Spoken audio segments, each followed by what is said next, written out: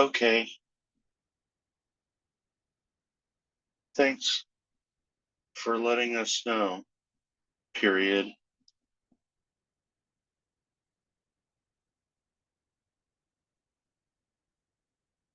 I won't come in today, period. But I am watching the meeting.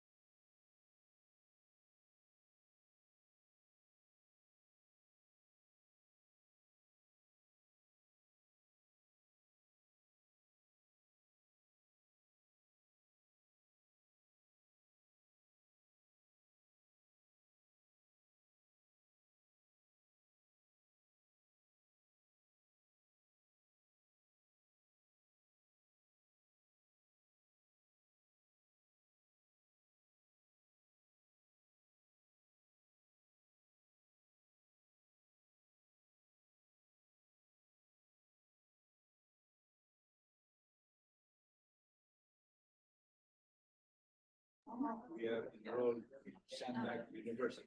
Okay, good, yeah.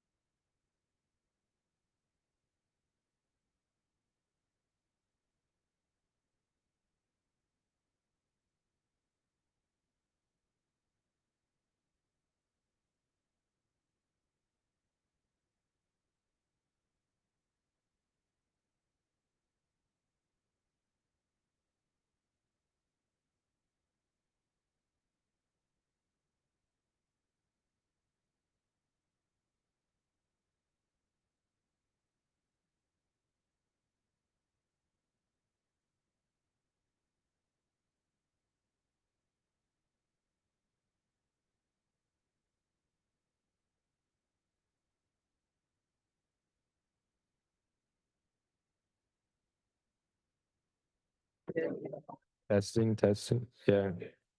So that's.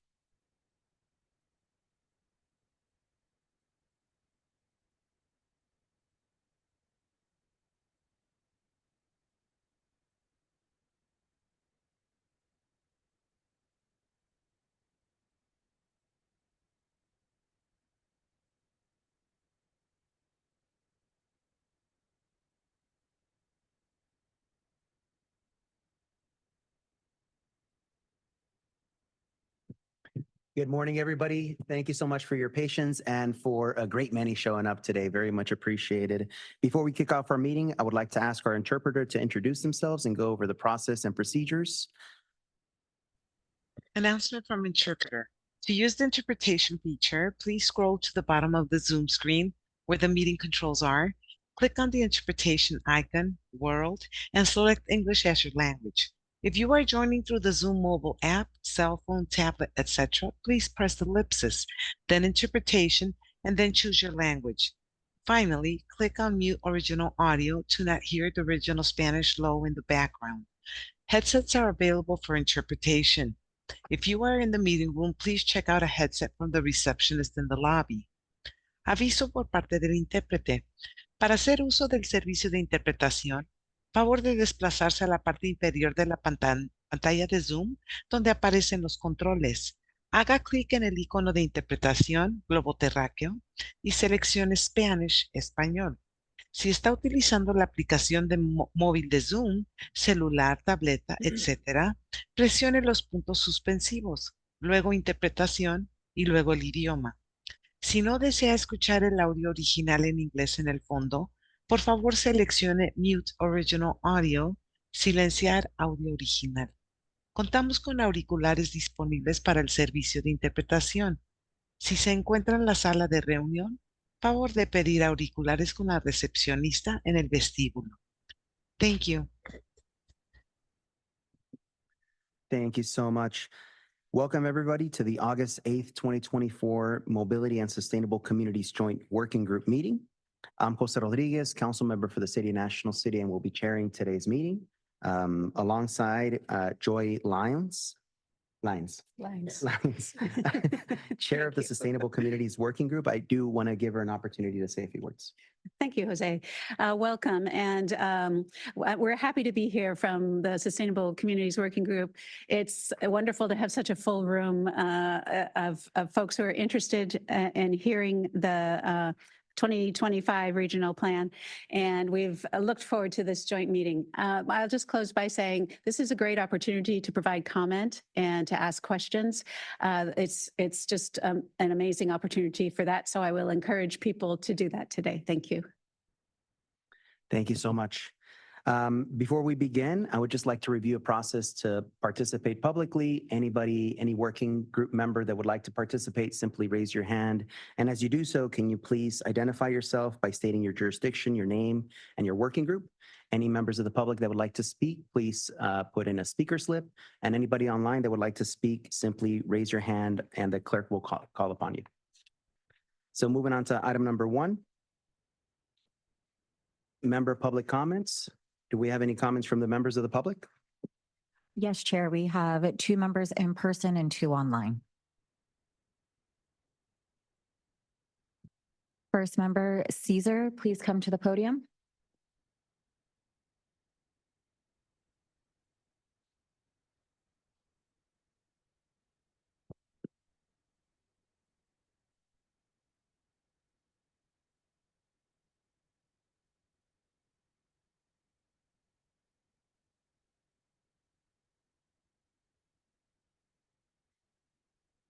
Hello, good morning.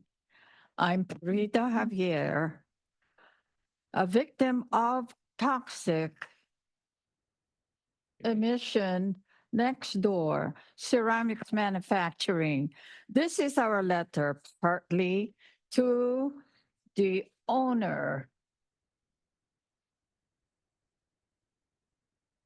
Dear Mr. and Mrs. Fraser, thank God every time it rains such as this, early morning, we felt relief and once again man's shell and atmosphere had a cleansing. Science declares that climate change is real. Global warming is true. Clean air we all breathe is foremost in our healthy survival. Young adults and fragile elderly residents, especially those with Your time existing has expired. medical condition. Respectfully, Thank you. Your time has expired.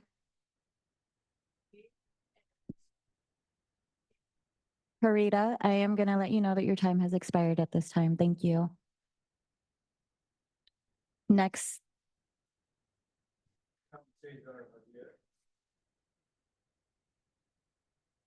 From ceramics manufacturing next door in a residential zone designated community. We are here to ask help because Air Pollution Control District, County Supervisor, Madam Steve, District Councilor, City District 9, Rivera, are not helping us. This is a violation of California land use and planning laws. Also a violation of California environment and land use laws on nuisance. Help us. You are a powerful organization, private in character, but you have the authority to say what is and what is not. Thank you for hearing our report, which is key to the survival your time healthy has survival expired. of our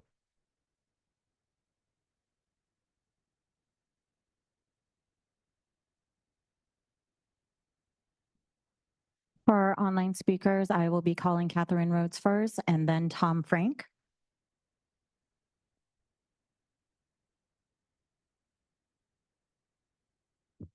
Catherine, you are self-muted.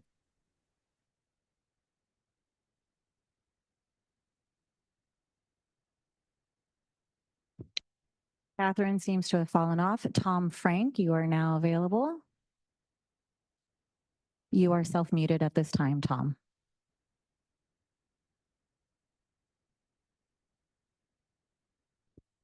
Tom, you can begin.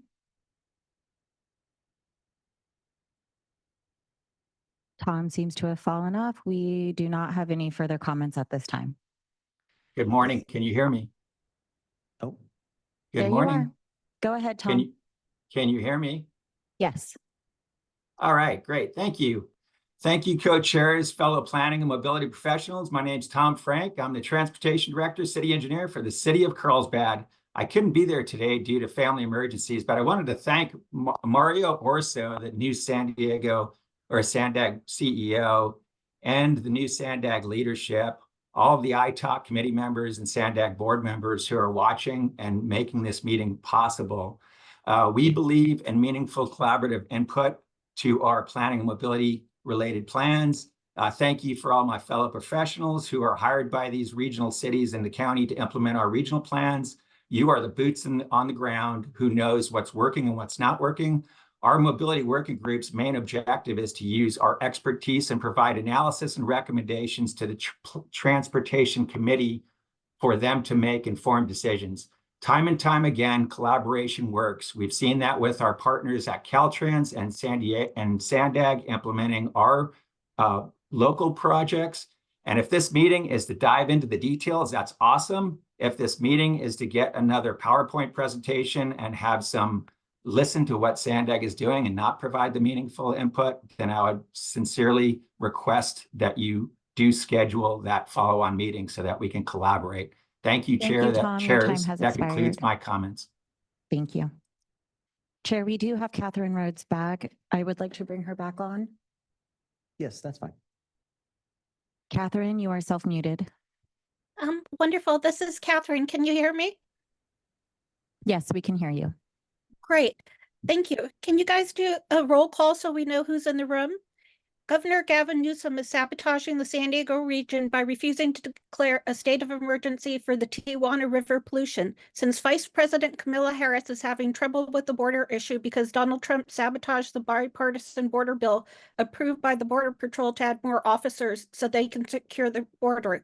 I'm requesting SANDAG put the issue of asking President Joe Biden and Vice President Kamala Harris to come to the San Diego border and declare the Tijuana River Valley a federal environmental protection agency Superfund site to get new federal revenues and state revenues coming in. Vice President candidate Tim Wilson Trump wants to rid of the EPA that allows polluters to not clean up processes. The EPA is the federal agency in charge of the cleanup. Having the Tijuana River Valley be declared a super. Your time has expired. That concludes public comments at this time. Thank you. Do we have any comments from committee members? Yes. Good morning, Nathan Schmidt, City of Carlsbad Transportation Planning and Mobility Manager. Just wanted to reiterate Mr. Frank's comments and thank SANDAG for convening this meeting.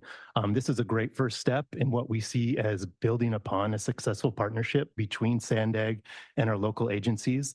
I do encourage SANDAG to build on this momentum and really leverage this local expertise, this brain trust of local expertise, and build upon that as you consider our thoughts and comments in developing the regional plan. To date, so far, we really haven't seen that collaboration, but we do look forward to working with the new leadership. We're excited to work with your team and further develop the plan. So again, thank you for this opportunity, and we look forward to many more of these meetings as we work through the regional planning process. Thank you. Thank you. Any additional committee member comments? All right. Thank you all so much. Moving on to item number 2. We will now hear from our Senior Director of Regional Planning, Antoinette Meyer, Manager of Regional Models, Vargav Sana, and Tuere Faola, Deputy Director of Regional Planning on the 2025 Regional Plan, modeling the initial concept. All right. Thank you, Chair. Good morning to all of you. Thank you so much for taking the time to come down here for this important joint session today. I know August is the month that we typically give you a recess and a break from SANDAG meetings, but we thought it was really important that we got this group of professionals together, as my friends from Carlsbad said, to have a good discussion about the regional plan before we go back to the board in September with an update on the 2025 regional plan, where we are in the process and what's coming up in terms of next steps. So this is the only item on the agenda, but we wanted to make sure that we had a lot of time for discussion and Q&A. And we have a lot of content to cover today. And a lot of that content is technical. We're taking a deep dive into the transportation model and how the model works and what we're required to do when it comes to the regional plan. And I'm sure you'll have a lot of questions about that after we finish that part of the presentation. So I'm going to kick things off with just the basics. What is the regional plan? Why it's important for the region? What are the laws and requirements that we have to follow when we're putting together a regional plan? Then I'm going to kick it over to Tuere, and she's going to just remind everybody about how we got here today, the work that we did with you, with the board, with the public since early last year, 2023, to put together what we called an initial concept for the regional plan. Initial concept was a draft transportation network of projects, programs, policies, land use that we then spent the last several months testing in the transportation model. So you're going to be the first group to hear about what some of those preliminary results are from the modeling today. I say preliminary because we're still testing and nothing is finalized yet, but we'll be able to share kind of what we're seeing and where we go from here. So with that, what is a regional plan? Some of you have been around for a while, so this is old news for you, but I know we do have some new folks to the regional plan process. So I wanted to make sure everybody has that kind of same baseline information. So as the Metropolitan Planning Organization for the San Diego region, the regional plan really is the most important thing that SANDAG does. It's required by federal and state law.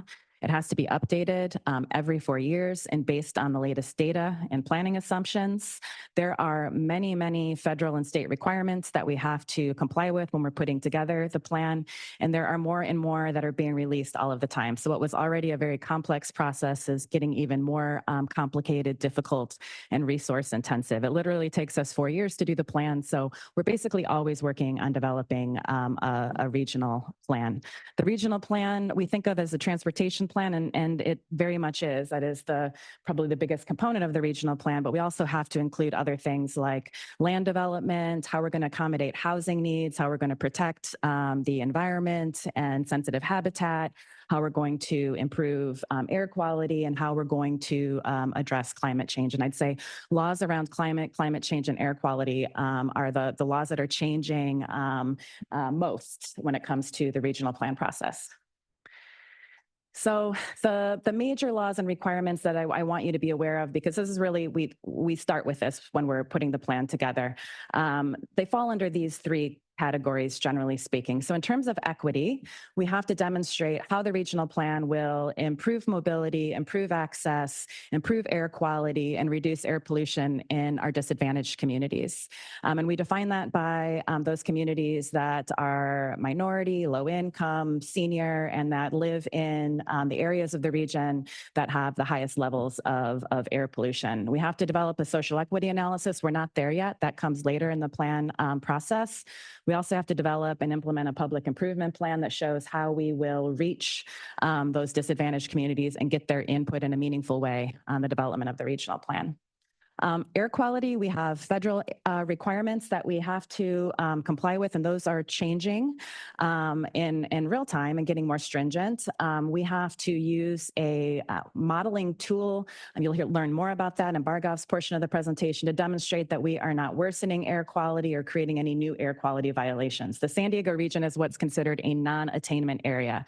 That means that we have air quality that is worse than federal standards. So therefore, we have to take extra steps and do extra work to demonstrate to the federal government, the state, the air pollution control district, that we are not worsening air quality with the projects that we're putting forward in our plan. And there's specific years that we have to analyze and demonstrate that.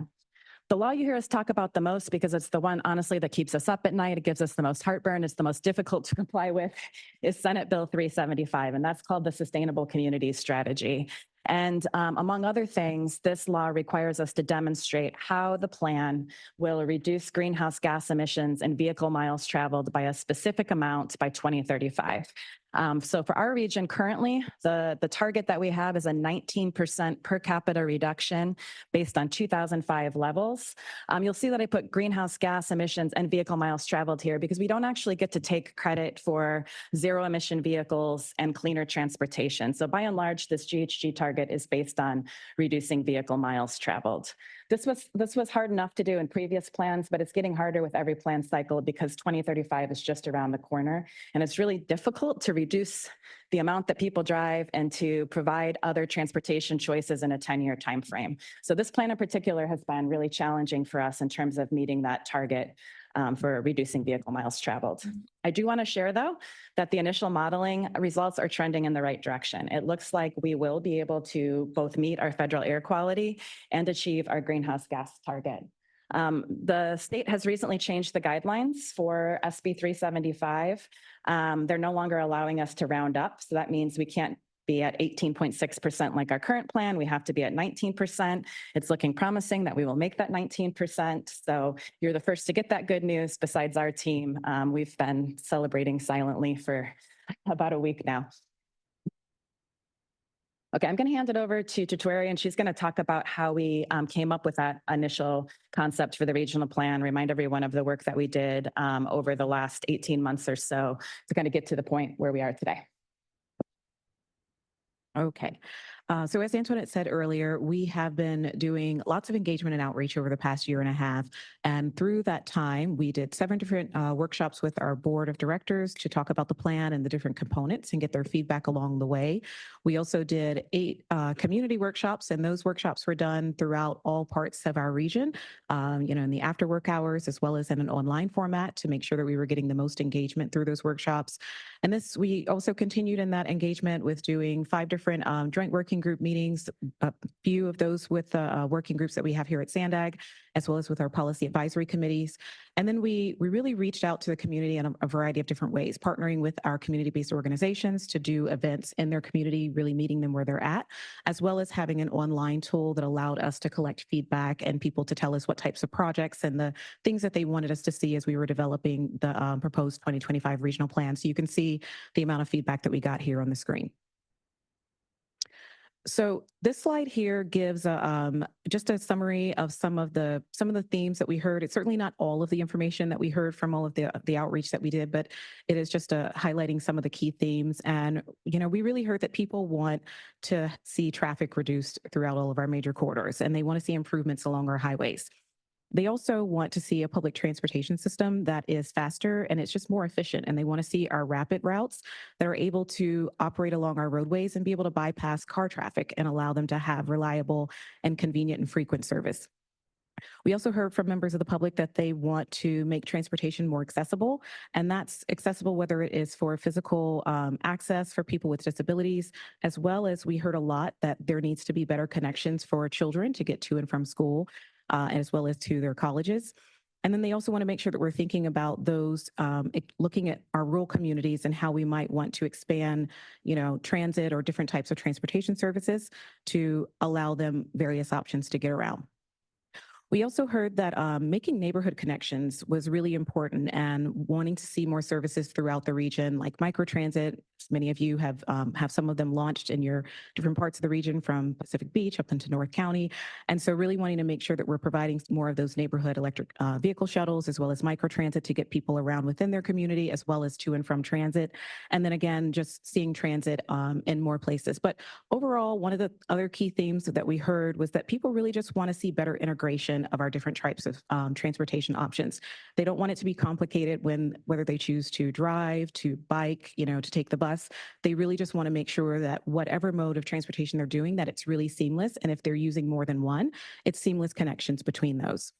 And then safety was a big priority. I think we've heard that as we were doing some of our outreach with even this working group and developing the goals of our regional plan, and really thinking about the infrastructure that we provide for people who walk and people who bike, and thinking about making sure that we're providing protected bike lanes, as well as walkways and slower streets. So this map might look familiar if this is our initial concept, and all of the feedback that we heard really went into developing what you're seeing here on the screen. And just as a reminder, this initial concept is one that our staff worked through. We did one-on-one meetings with all of the jurisdictions back in March, I believe, to talk through, get your feedback, and really focus in on some of the sub-regional components and the priorities that you want to see within your city. And so this is included, as well as those sub-regional maps, as part of your staff report today. And we'll be also talking about that further in at the end of the presentation in our Q&A session. But one of the things that I want to point out, the differences that you'll find between when we presented this to you in March and to our board of directors and others compared to where we are right now, there are just a few changes that we did make in response to the feedback that we heard from you, the feedback we heard from the board and the public. And one of those was with the State Route 125. And in making sure that we were removing the tolls before 2035. In the prior version, it was post 2035. And so that change has been reflected in this updated initial concept. We also had a lot of comments from our member agencies and wanting to see how we did the service areas and really the boundaries for, I know it's difficult to see here, but the shaded kind of hatched line areas, which represent our microtransit and neighborhood electric vehicle areas, really making sure that those were aligning better to jurisdictional boundaries and that it was representative of what you thought we should encompass for the various areas. And then we also wanted to make sure that we were taking into consideration all of the work that NCTD has done related to their microtransit and making sure that we have alignment between our plans. The other changes that we have here that we did for the initial concept is really related to our highways managed lanes and ensuring that we have alignment based on feedback that we receive from Caltrans and the planning efforts that they're doing. So as Antoinette said, the initial concept is not just only a list of transportation projects. It also includes a land use scenario that supports all of our transportation investments, as well as the policies that I'll talk about in a few slides here. But this map shows the proposed plan's transportation investment areas. For those of you who were with us in the prior plan, this was formerly known as mobility hubs, and they're highlighted here in the gray. And these are areas where there's a concentration of existing and planned transportation investments supporting future land use and housing growth. And we worked really closely with staff from your jurisdictions to discuss what you'd like to see in a land use scenario that supports our sustainable community strategy, while also still needing to comply with all of the laws, particularly around SB 375 and the requirements there. We also understand that a lot of effort went into the development of the Series 15 Regional Growth Forecast, and it includes all of your recent land use planning assumptions. So staff has proposed that the initial concept includes a land use scenario that really more closely mirrors the Series 15 Regional Growth Forecast, which we're calling, as you see on the slide here, SCS Scenario 1. And this was a scenario that we presented to the Sustainable Communities Working Group earlier this year. And this is a scenario that's also more aligned with your city's general plan, land use designations, but is also making sure that we're considering the requirements of SB 375 by ensuring that all of your build-out estimates are complying with the laws, which is to make sure that your build-out estimate when we're doing the modeling for the Series 15 or SCS Scenario 1 accommodates what your RENA allocation was. But one of the reasons that we were able to move forward with SCS Scenario 1 for our land use scenario for the plan is because this initial concept and this scenario itself, there's approximately 79% of the housing growth that we did through the efforts in collaborating with your staff that's occurring in these transportation investment areas. So we're really already seeing through your existing plans and your efforts and your work that a lot of the growth that you're planning for in your region is very much aligning and syncing up with some of the transportation investments that we have throughout the region. So on to talking about our policies and programs. We have 10 policies and program areas that are proposed for the 2025 regional plan. Many of these are not new. Many of these were included in our 2021 regional plan, and we're continuing to propose. There's a short overview of each one of these as part of your staff report, as well as links that gives you a bit more detail to each and every one. But I'll just quickly explain them before I turn it over to Bhargav. And so under our pricing strategies, we include both incentives as well as subsidies, like our free transit program for youth, as well as fees like priced parking. Under climate, we include programs that accelerate people using electric vehicles and that increase public charging infrastructure. And then housing and land use is our grant programs like the Smart Growth Incentive Program and our housing acceleration. Transportation technology includes things like connected vehicles and infrastructure, smart signals, managed lanes, as well as real-time traveler information. And then many of you are probably familiar with our transportation demand management program, which includes our van pool program, employer outreach, and things like bike lockers at our transit stations. Continuing with our programs, we also have Vision Zero, which aims to reduce traffic-related injuries and fatalities. SANDAG is actually right now working on a Vision Zero action plan, and the work that we're doing on that will inform this plan as well as future plans that we'll be putting forward. Our digital equity program ensures that everyone has access to broadband and technology, and that our region is also carrying out our digital equity strategy and action plan. And then Fix It First is transportation infrastructure, looking to making sure that it's remaining safe and in a state of good repair. And then we have our habitat conservation program, which is focused on our environmental mitigation, which has preserved over 9,000 acres of sensitive land, offsetting the impacts of our major infrastructure projects. And then one of the newer ones that we have here is health. And this is a new policy that we added in response to a resolution that our board of directors took, wanting us to prioritize health in the regional plan. And so this policy is really focused on summarizing and highlighting those programs that we have and the projects that support cleaner air as well as more physical activity throughout our region. And so I hope that through kind of me explaining the transportation system, and it takes more than just the list of projects, but it's the projects, it's the land use, and it's the policies that help us to achieve the targets. As Antoinette said, we're looking really good, and it seems like right now we're going to be able to achieve that. But I know it's been a while since we've met and gone through all of this, and one of the things that we've been doing, and it's been really busy, is working on that modeling. And the modeling is a really robust, long, and rigorous process. So Bhargav is going to walk you through that. Thank you, Tuari. Good morning, everyone.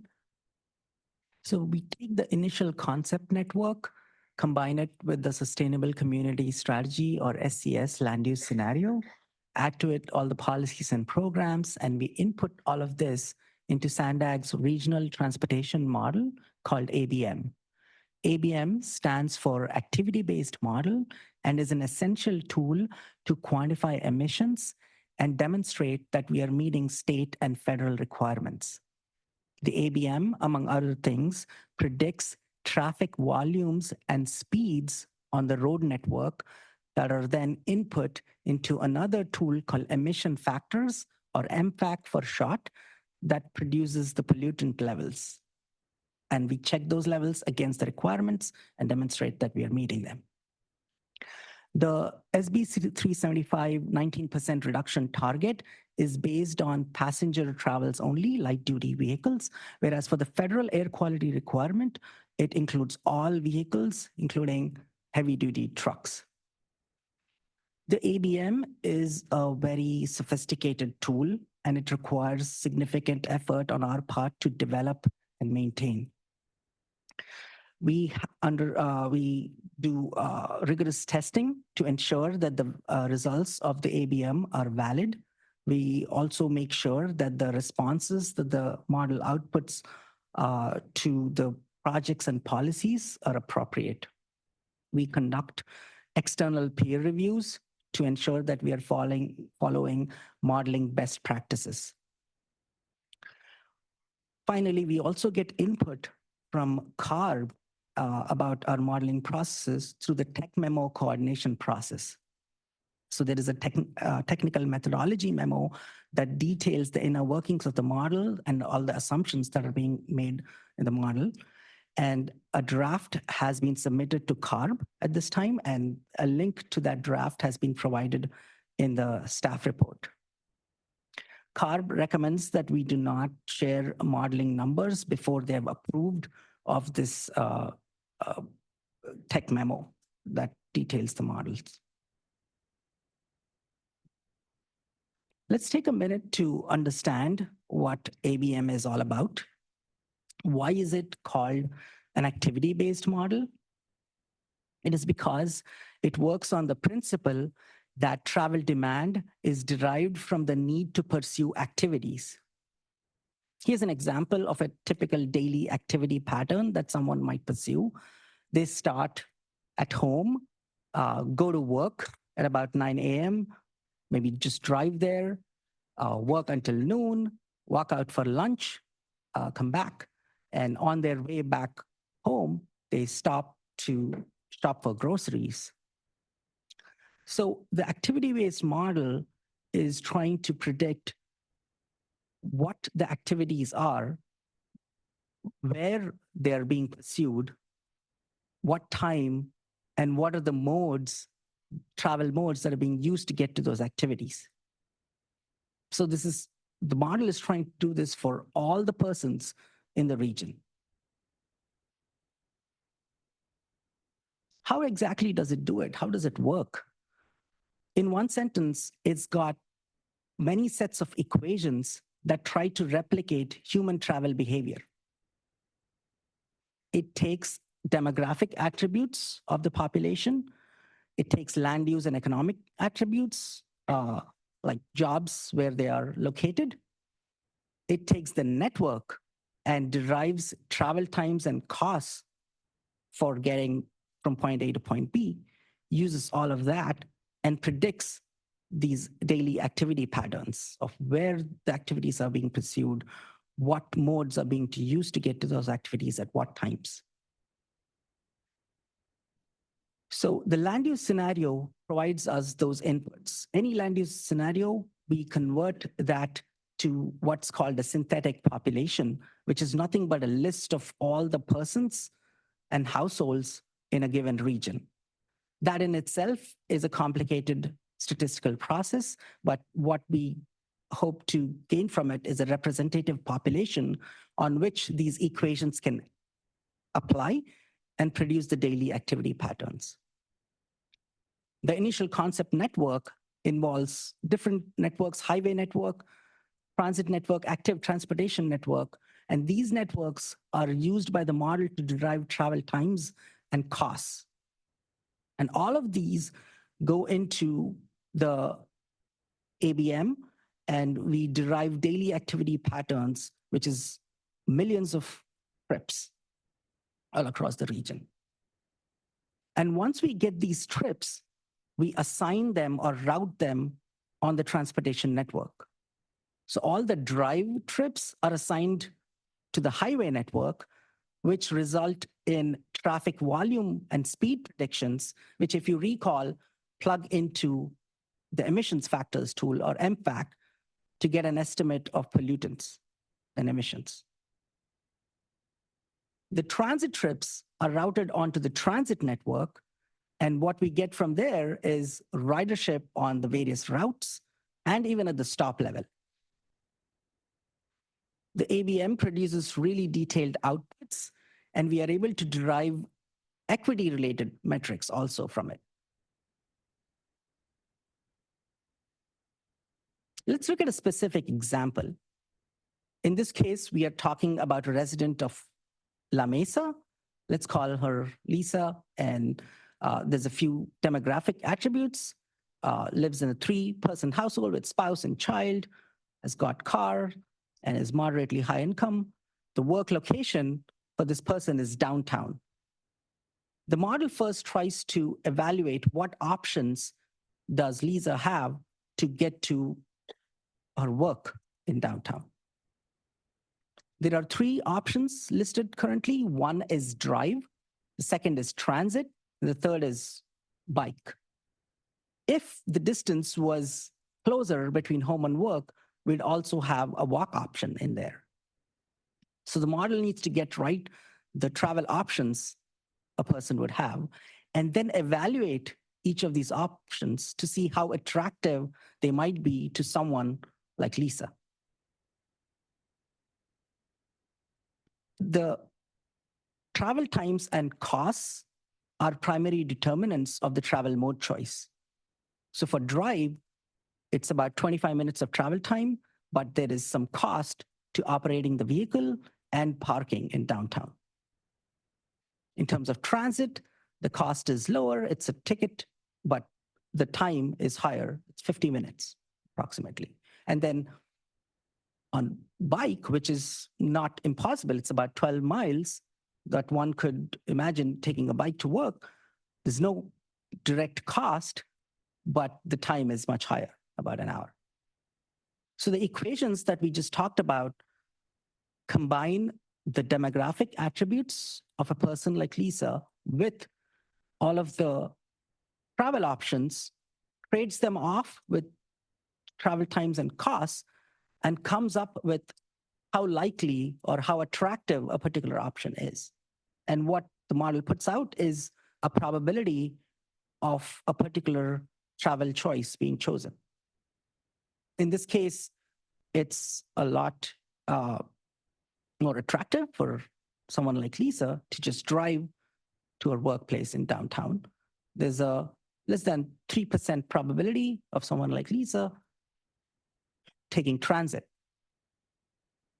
But if you can imagine, there'll be other residents in La Mesa who might have different attributes. Let's say they did not have a car available, so that wouldn't be an option. Let's say the income was lower, that would probably mean that the parameter influencing transit is higher. And then now if you add to it all of the initial concept network and programs and policies, how can those affect the attributes of the different choices? If you add more freeway capacity, you make driving faster, more convenient. If you increase the parking costs, it will be less convenient to drive. So this is how these different policies and projects can influence the choices or the probabilities of these choices.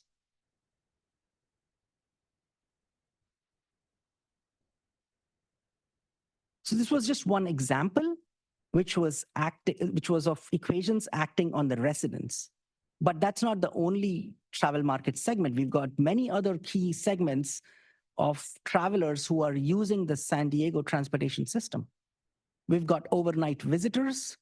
We've got people crossing over the border from Mexico to work, shop, go to school, etc. We've got air passengers to both San Diego International and CBX. We've got commuters and for other non-commute trips, people coming in from Orange County, Imperial County, outside San Diego region. So we've got to take them into account also. And finally, we've got commercial vehicle activity and external trucks that we need to account for. So we've got different sets of equations that are addressing the forecasts related to all of these different segments. The details might be a little different, but at the high level, the concept is the same. They're just trying to simulate what are the choices, how are they going to be affected by the various policies, programs, and projects. And this is how we get a prediction of traffic volume, speeds, transit ridership that then are used to also calculate emissions.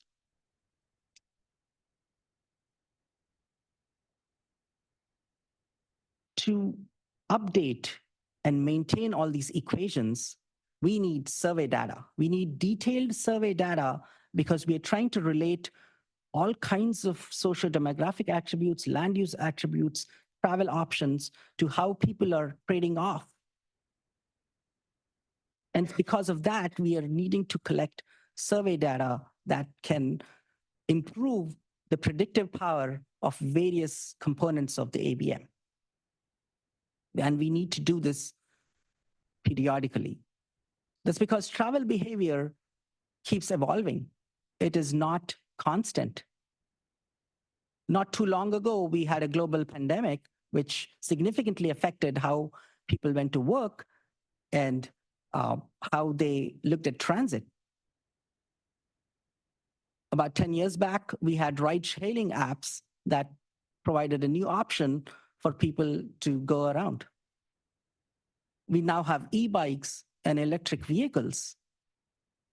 Maybe in the near future, we'll have autonomous vehicles, AVs, that we need to account for in the model. So we do need to emphasize that survey data collection is important, and it needs to be done at regular intervals to support the model. Let's come back to emissions. Let's talk a little bit more about how they are being affected. If you have policies or projects that increase the likelihood of transit in terms of better travel times, lower costs, that would shift people towards less driving and less VMT, and therefore less emissions. We could also make driving less attractive by increasing, say, parking costs. So that's one pricing strategy. The land use is also essential in predicting how far people drive.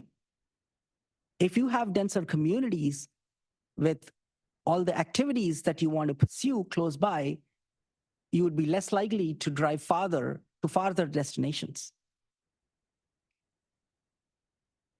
On the other hand, if you make driving convenient, easier, less expensive, it would more likely cause people to drive more, generating more VMT, vehicle miles traveled, and more emissions.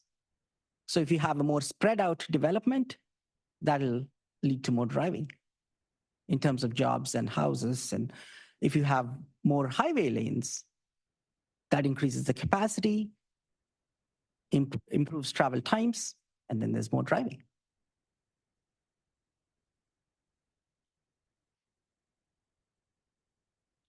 This is a graphic that's explaining how we got to the 19% GHG reduction target last time in the 2021 amended plan. We were at about 9.1% without any of the projects and policies. And then we had to use a whole range of them to get to the 19%, more specifically 18.6%, which we rounded up. But this was the older model, old data, old growth forecasts. This was all pre-pandemic. Now we expect that this graphic is going to change significantly, and we want to show you an updated graphic for this regional plan. We also had a significant impact from the EV programs, which, as Antoinette said, we are not allowed to take credit for this time. So that poses a challenge.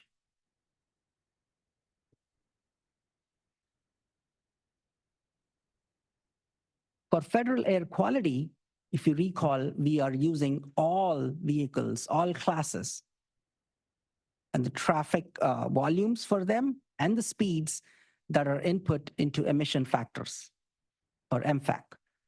MFAC makes assumptions about fleet, the number of the proportions of the various heavy duty or light duty vehicles, the fuel type, and then it also makes assumptions about emission rates for each of these vehicle classes. So it's got a really broad range, dozens of vehicle classes in it.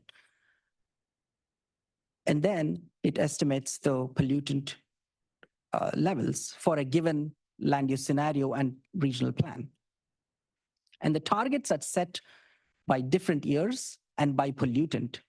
And we have to ensure that our regional plan is meeting all of those. This is a pretty standard process prescribed by the federal government. So we don't have a lot of flexibility. We get the traffic forecasts from our ABM, we plug it into MPAC, and we get emission levels for all these pollutants, and they have to be under a certain amount. As Thierry and Antoinette were saying, we are preliminary runs indicate that we are meeting both the state and federal targets. With that, I'll pass it back to Thierry to walk you through the next steps.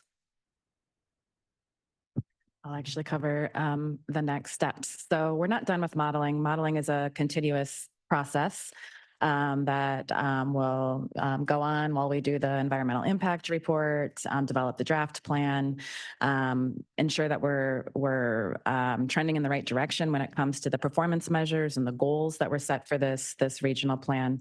But in terms of next steps, after today, in early September, we're going to be going to the board with a similar update to them. And then we need to get started on the draft plan and the environmental impact report. Ultimately, the goal is to bring the draft plan to the public for comment in the spring of next year, and the EIR shortly thereafter in the summer for comments. Then we take in the comments, we make any final changes, and we bring a final plan and EIR to the board to accept by December of 2025. One thing that I want to point out is the little kind of arrow along the bottom, and that is that the Air Resources Board every 8 years updates the targets for all of the regions in the state. Last time, this was hugely, hugely impactful. Our target used to be 13% reduction, and they changed it to 19% reduction. And if you recall, we were on track to adopt a 2019 plan. And when they made that change, it was very obvious that we weren't going to meet the target. We had to go seek legislation to get an extension from the state for 2 years to go back to the drawing board and develop a plan that would meet the target. The good news is this will not affect this plan, but it will affect our next plan. So 19% is our target for this plan, will continue to be the target for this plan, but all future plans will have a new target. They are doing outreach to MPOs right now. So we're going to be coming back to all of you in September and to the board in September as well to talk about the process that we go through with CARB, the technical analysis that we have to do to sort of justify or validate our recommendation to CARB on what the target should be moving forward. So please look forward to that at your September meeting. We have to provide our recommendation to target to CARB in October. So we'll probably have a couple of conversations with you and a couple of conversations with the board over the next couple of months on that. And I did want to flag that for you because that's important. It's hugely impactful, the regional plans moving forward. So with that, that is the end of the presentation. We're going to have both, I think, Q&A in here and in conference room 7. So I thought we'd have Q&A in here on any of the technical content that you heard today. We also in conference room 7 have stations set up with all of the sub-regional maps if you want to take a deep dive into any of the projects. We have modeling staff in there. We have staff that developed the cost estimates and the revenue estimates for the plan. So you can walk around and get your questions answered until the meeting closes in an hour at 11:30. But we'll start, I guess, with public comment and Q&A in here, and I'll hand it back to the chair to kick us off with that. Thank you so much, Ms. Meyer. Very thorough presentation, very much appreciated. Do we have any comments from the members of the public? Yes, Chair, we have 1 in-person public comment and 3 online public comments. Caesar, can you please come to the podium? And then he will be followed by Catherine Rhodes.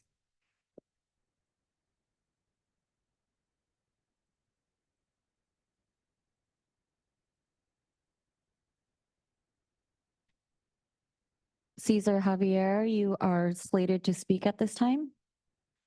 Sorry, ma'am. Thank you. I was magneted by the presentation. We welcome this quest of SANDAG. Thank you for the educational effort. I wonder if we have one representative from Air Pollution Control District. Raise your hand. I know you, ma'am. You know me. From the county, Board of Supervisors, District 4. From the city of San Diego. Raise your hand, please. I ask this because this is a collaborative effort. I ask also whether we have IPA representative. Collaborative effort. We welcome this because time, state, and conditions say so. And we are the builders, protector of the shell, man, society, and this great mobility, circulation, communication. Thank you. This is Your time great. has expired.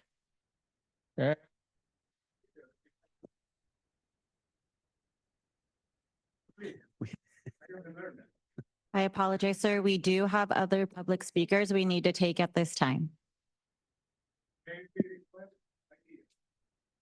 We have class on this direction. Let's focus on how to shelter our homeless. They do not need highway yet. They need shelter. They need clean water, clean air, clean food, clean and safe community before we launch this air, land, and water mobility, if I may. Give the idea. Land, air, water, above ground, underground, any ground. Thank you. Thank you, Caesar. Catherine Rhodes, you are next. You are self-muted, Catherine. Hi, can you hear me? Yes, we can hear you. Wonderful. Please, someone help that couple. They need some help. And here's a solution. Also, please, of course, do a roll call so we know who is there. I have no clue who is on these things, and it doesn't have a list in your agenda. So having Vice President Kamala Harris come to the San Diego border to declare the Tijuana River Valley an EPA Superfund site would dramatically help the equity, safety, health, air quality, and pollution, and dramatically help the state and federal air pollution greenhouse gas reduction targets. Please model how much pollution reductions can be made by working on border infrastructure and having it funded by the federal government. Prior SANDAG would state the San Diego County Regional Plan can only concentrate on circulation and transportation elements of the cities and counties general plan. Now, finally, SANDAG acknowledges the regional plan includes all elements of the general plan, including housing, land use, safety, and environmental justice. Great news. But please, when you do this 2025 plan, actually just follow the, Your time has expired. Tom Frank, you are next, followed by Steve Gelb. Tom, you are self-muted at this time. Can you hear me? Yes, we can hear you. Great, thank you. 1 minute short, so I apologize for my rushed comments. What's working is active transportation spiking, which is great. People are getting healthier and improving their mobility. Flexible fleet has spiked over 10 years, and local Transnet projects and programs are doing well, along with the Blue Line in South County. What's not working is regional transit in North County. Transit ridership has tanked over the last 10 years. In parallel with national trends, we look at CARB's objectives and some things for the regional planning team to consider in future RTIP and regional planning efforts is based on the California Air Resource Board objectives. And Carlsbad, we're focused on transportation demand management programs, and we complete annual surveys. Those surveys show telecommuting percentage for reducing single driver rides is at 26% mode share, followed by carpooling at 4.4%, electric rides 4.2%, biking to work 0.8%. Then we have bus ridership at 0.3%. Coaster mode was 0.1%. Yet all of our transportation Your time has expired. Steve Gelb, you are self-muted. Thank you. First of all, I want to say that I get to work with SANDAG staff members and in meetings, and they are fantastic. I'm so grateful for the work that they do. But I want to say that the context of this new plan is a global catastrophe. We're seeing the highest temperatures in history, and the Arctic is unbelievably hot. And at this time, CARB has called for a VMT reduction of 25%. We should not be happy that we're getting to round up to 19%. We should have a higher goal. Secondly, I want to say that the statements that have been made today that expanding highways will make driving easier is false, because it's been empirically shown that freeway expansions lead to more induced driving and more congestion. So please don't throw that out to those people who are lobbying for more highway expansion. Thank you for the opportunity to speak. Bye. And that concludes public comment at this time. Thank you. Do we have any comments from committee members? And just keep it in mind that we will have a breakout session so that individuals that want to ask very detailed and specific questions to staff or have an ongoing discussion can do so. Let's just keep that in mind. But any comments or questions from committee members? And as you're selected, please identify yourself and the agency you represent. Yes. I'll start off. I'm Kathy Kean from the Air Pollution Control District. Thank you so much for the presentation today. Really informative and helpful to boil it down to here's the basics of the process. I have one comment and one question, I think, for that. My comment is to remind folks that, as Antoinette mentioned, the federal government has instituted a new particulate matter standard for all regions in the country.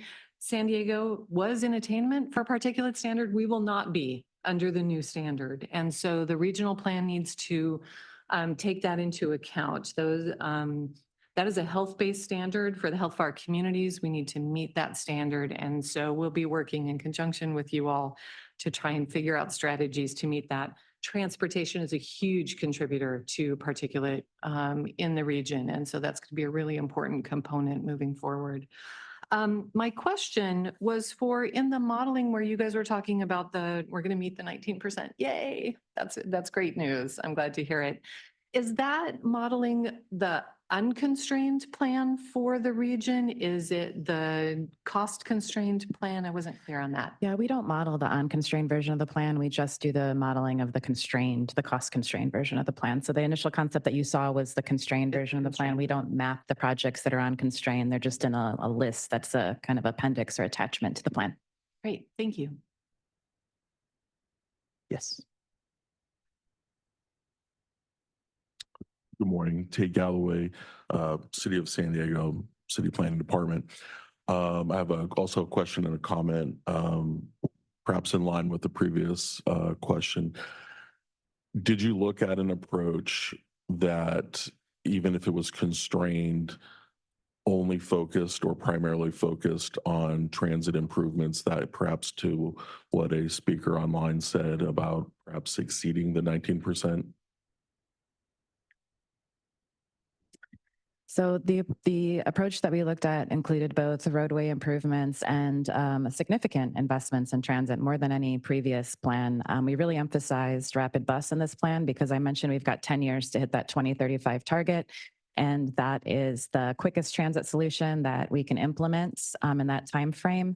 There aren't a whole lot of capacity increasing projects in the plan. The plan calls for managed lanes, and the managed lanes help to support those rapid projects and carpooling and van pooling, shared mobility in the region. So we took a very kind of multimodal approach to this plan, and we really focused on what we could do between now and 2035 to address VMT and bring down VMT. Land use is also a really big component of that. I know one of the speakers, I believe was Tom, talked about flexible fleets and teleworking. Telework certainly helps more in this plan than in past. We've collected data on telework habits post-pandemic, but we also learned that teleworkers make a lot of short trips. And so, you know, even though they may not be doing a long commute trip, they're still generating VMT with those short trips. And flexible fleets are a great option for those short trips. But in terms of VMT reduction, we don't get a significant amount from those flexible fleets because, again, they're really intended for short trips. Those long haul commute trips, you know, 12, 15, 20 miles that people have to make, the flexible fleet options aren't necessarily going to be the right solution. And that's where we you know, introduce those rapid projects and more traditional fixed route transit projects. Thank you for addressing that question. And I would just, you know, acknowledge there's a lot of important projects, and I do share concerns that some of the ones that would potentially expand freeway capacity or roadway improvements, while I acknowledge that those do have the benefit of also serving transit, it is also somewhat concerning, though, that we are spending money to invest in our highways and our freeways rather than transit. I would significantly, or I would highly encourage that we look and prioritize improvements in transit and alternative modes of transportation, and really try to look at possible options of not just meeting the 19%, but perhaps looking at exceeding the 19%. And again, I, you know, encourage and support SANDAG through grant funding to provide jurisdictions with the ability to look at their land use plans so we can actually make land use changes in coordination with the transit improvements and our bicycle and pedestrian improvements so that we can start seeing some of these changes. And I also just want to acknowledge the comment earlier on one of our colleagues had said about collaboration. I do highly encourage that, and am optimistic that we'll continue to have more collaborative approaches to with our colleagues here to provide that coordination so we can see that 19% and beyond. Thank you. Thank you. Yes, Ms. Lyons. Thank you, Chair. I'd like to ask a question about the transportation investment areas. There was a slide that identified what those areas were graphically. I know that in the past, in the Joy Line, City Council Member, City of Encinitas, Chair of Sustainable Communities Working Group. In the Sustainable Communities Working Group, El Camino Real corridor was mentioned as an opportunity, and I didn't see that it was identified graphically on that exhibit, but I know that it's been discussed not only by the City of Encinitas and my colleagues around the table, that El Camino Real corridor represents an opportunity to improve transportation, reduce a lot reliance on cars, and our neighbors in Carlsbad and Oceanside and San Marcos may also weigh in on the value of that corridor. So can you give some feedback on that? When I see transportation investment areas, I think, well, where the money goes, that's where the great improvements are going to happen. So can you provide some feedback on El Camino Real corridor? I'd have to go back and look specifically at, you know, that corridor in relation. But when we developed the transportation investment areas, we were really building on the work that was done for our currently adopted 2021 regional plan. And so it was really focused on looking at where we have existing, you know, transportation, multimodal services, and where we're also looking at planned improvements and where that's coupled with where we also have density in terms of land use and thinking about opportunities for connections within those areas and really kind of centered around some of those major transit stations and stops. So when we made refinements to the transportation investment areas, we were looking at, taking input from the Sustainable Communities Working Group to determine where we had heard feedback previously that maybe some particular areas were left out. And also looking at maybe some of the boundary lines and just continuing to refine those on communities that were potentially showing up where there was pallid virus screen, because again, we are focused on making sure we're looking at multimodal options and alternatives to driving alone within these communities. So we can look closer at the El Camino Real one. One of the things I will note when it comes to these transportation investment areas, and I think something that we heard a lot from the Sustainable Communities Working Group members is what the lines mean and how that, to Tate's point, facilitating grant opportunities in the future. And so we've changed how we're looking at this and really do want to make sure that we're being flexible and trying to make sure that the services are provided. Just because something is identified as a transportation investment area doesn't mean that improvements aren't proposed on other corridors. There's active transportation outside of these corridors. There's transit that operates outside of these corridors. This is just where we have a large concentration of it from the transportation perspective, coupled with our land use growth. And so I can come back at a later date and talk to you a little bit more, or I can talk with you offline about El Camino Real and maybe what you were looking at specifically there. But the refinements for this were based on feedback that we heard for disadvantaged communities that were maybe left out, or communities that were in its entirety left out in the last regional plan. Thank you. I would like to encourage us to continue to then evaluate the El Camino Real corridor and how it may tick the boxes that you're talking about, not only in regards to the fact that there's a lot of shopping and there's a lot of work and jobs and other activities that, as you described in your review of how people travel, there's a lot of that activity happening on El Camino Real corridor. I know in Encinitas, we're looking at how the new state laws will then affect the growth of the corridor over time in the time frame of this regional plan to encourage more housing and adaptive reuse of what were commercial or retail uses in the past. So I know that's part of what you're looking at, and it seems that El Camino Real corridor is really relevant in what we're talking about and provides an opportunity to capture some future improvements. Thank you. Thank you. Do we have any comments or questions? Yes, here and here. My name is Sam Hassanen from the City of Vista. I have 3 questions. The first one is I wanted to verify the horizon year for the model. Is it 2050? Yeah, it's still 2050 in this plan. In the So second... we modeled 2035 because we need to do that for the SCS, and then we modeled 2050 as well. Okay, and then the second question I have is, I think you already answered part of it, is that it's based on the constrained scenario. Does that assume that all the projects in the constrained scenario are implemented by the horizon year? Or started by the horizon year. Some will continue perhaps beyond the horizon year, but yes. And do we already have a list of all those projects with a brief description somewhere?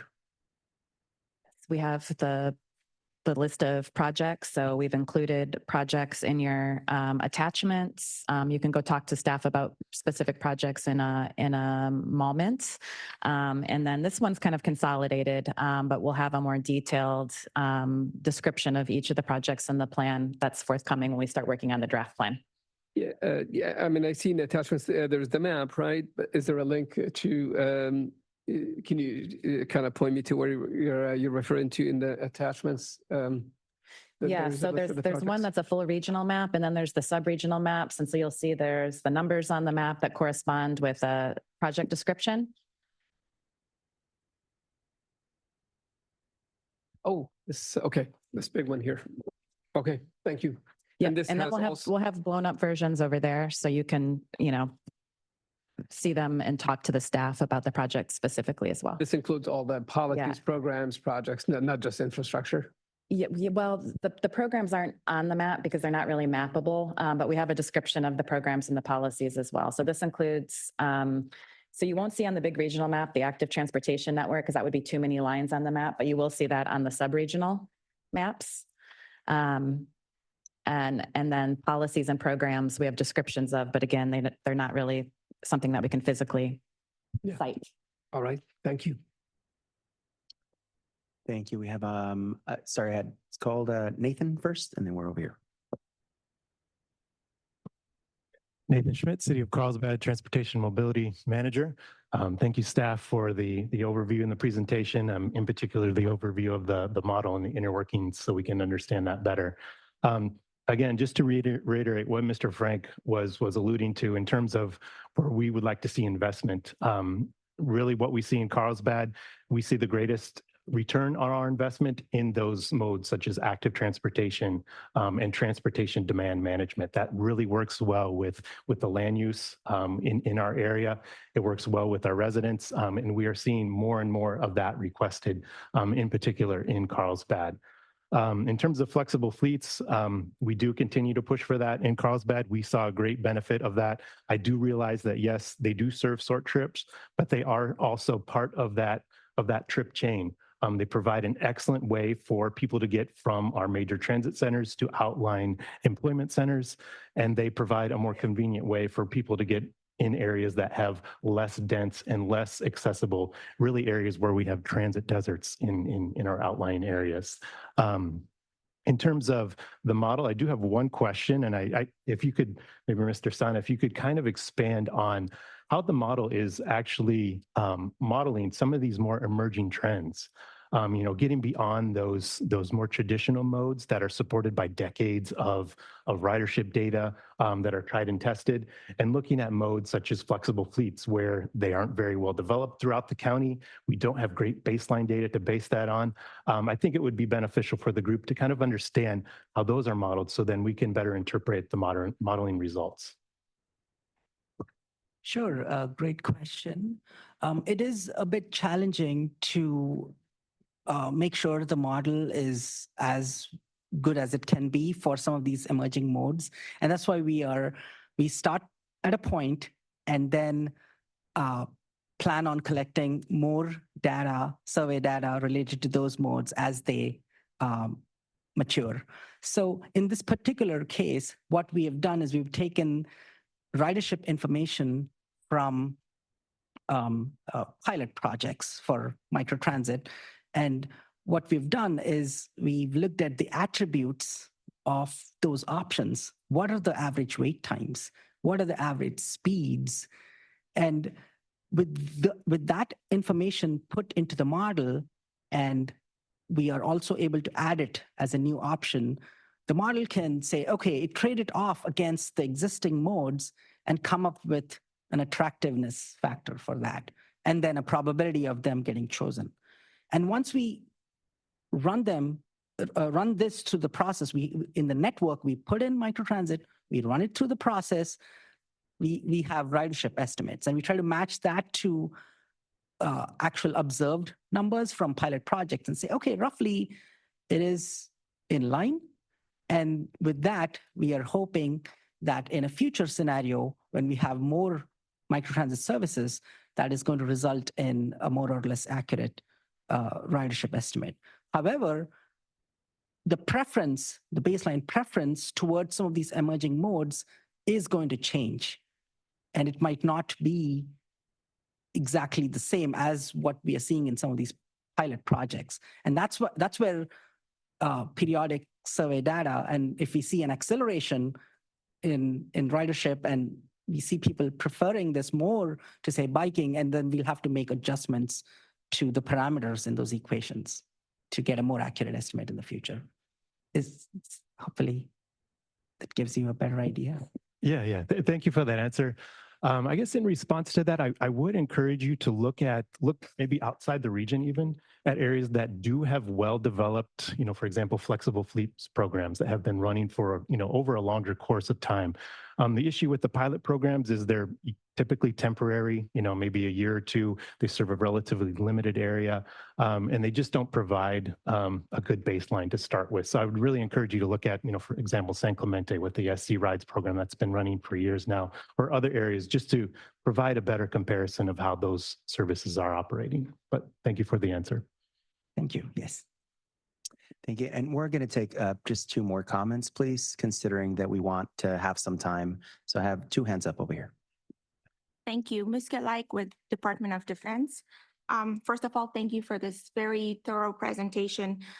One thing I noticed missing in the initial concept is microtransit options for Point Loma Peninsula area. As you know, the Naval Base Point Loma submarine base is there. You have 18,000 people working for Naval Base Point Loma. 12,000 of them are commuters to subbase. And what's unique about submarine bases that you have more civilians working there than active military duty, which means these people live outside the base in San Diego community. And we're not the only commuters in that area. You have Cabrillo National Monument, you have the Rosecrans Cemetery there, you have Point Loma Nazarene University. So a large number of people, commute to that area. So a microtransit option will definitely benefit because it's also so close to Old Town Transit Center. And we know that Rosecrans is definitely not the ideal place to bike to work. So I will definitely encourage you considering microtransit options for that area. Thank you. Yes. Yes, thank you. Priscilla Mumpower with San Diego County LAFCO. First and foremost, thank you so much for that wonderful presentation, Mr. Sana. You made that really complex ABM model sound so easy, but I'm sure there's a lot of effort that goes into it, and it was just a pleasure to hear about it and learn about it. So with that, I have two comments. So my first is, I like the comments I've heard so far on the collaboration. So far, San Diego County LAFCO, if you've been keeping up with us, we just did the received a report from Bill Fulton, sort of initiating and encouraging LAFCO to collaborate with the County of San Diego, with SANDAG on these regional mitigation measures for VMT, which, as I'm learning, is I don't envy any of you and having to meet those goals, but certainly want to just comment on our support and wanting to partner in that regional effort. And then my second is a question before I make my comment. So I noticed that habitat conservation is on here. Are there funding opportunities with habitat conservation? What does that really entail? Yes, so it builds upon our existing environmental mitigation program and habitat programs here at SANDAG. And I think in the last plan, it was like $3 or $4 billion set aside for, yeah.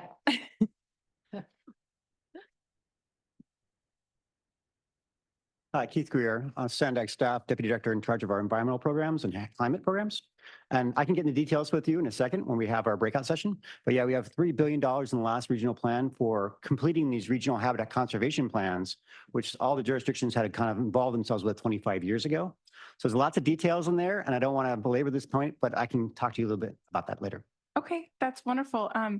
My comment then being, I don't know if agriculture is a part of that habitat conservation. Okay, that's so amazing to hear. We've been working on the SALT program, which is the Sustainable Agricultural Lands Conservation grant with, and really learning a lot through farmers. And they've really brought a lot of concerns to the table that, I think with what you're doing here might be really relevant. But again, yeah, thank you so much for offering that. And since you brought it up, we are also developing a regional climate action plan, and agriculture is one of those areas where we're focusing on that regional cap. If I may just go back really quickly to the Chairline's question about Camino Real. Our transit team did text me to say that there are 2 transit routes, a Rapid 48 and Local 309, that operate along El Camino Real. So while the mobility hub or the TIA area doesn't extend there, it is served by transit in the plan. Thank you. Thank you. And lastly, I would just like to just kind of bring it home and realize why we're all here. We all care about our development in our communities. We all have maybe slightly different perspectives of why we're here and how we would like to utilize our funds. But I think we could all agree that we only have one Mother Earth, We are experiencing year to year to year, hottest year on record, San Diego County included. So it's critical that we take a step back and look at why we're doing this and how we're planning for the future. And I would like to challenge us, myself included, that change isn't easy. We hear constantly in the city of National City, every time we have a new bike path, every time we reduce bike lanes, every time we expand walkable community or get a walkable community funds, guess how many Facebook comments, negative ones we hear? Hundreds and hundreds and hundreds of them. But guess what? It gets built and guess what happens? People use them. People want to walk the neighborhood. So I think it's important to take a step back and have a little political will and have constant communication with our constituents in order to move our city forward. And unless we find a better way and better modes of transportation in the city, we're going to turn like LA. And I think we had our last board retreat, the last year's board retreat, we had an entire discussion of how none of us like to go to LA or drive in LA. None of us want to expand like LA. Unless we have a drastic shift, that is the direction we're going to go. So that's why these conversations are critical and important. And so thank you so much for SANDAG staff to help guide us through this. Thank you so much for every one of your agencies that are willing to participate in this and adapt your plans accordingly to your city. Our future depends on it. And so thank you all so much. At this moment, I would like us to invite everybody to attend conference room 7. You can ask more detailed questions to staff there. Do we have to adjourn the meeting there or could we? Yeah, we'll adjourn the meeting there at 11:30 officially. Okay, so we have half an hour to ask some questions and look at plans. And conference room 7, when you go out this door and make a left past the elevators, it's at the end of the hall right there. Thank you.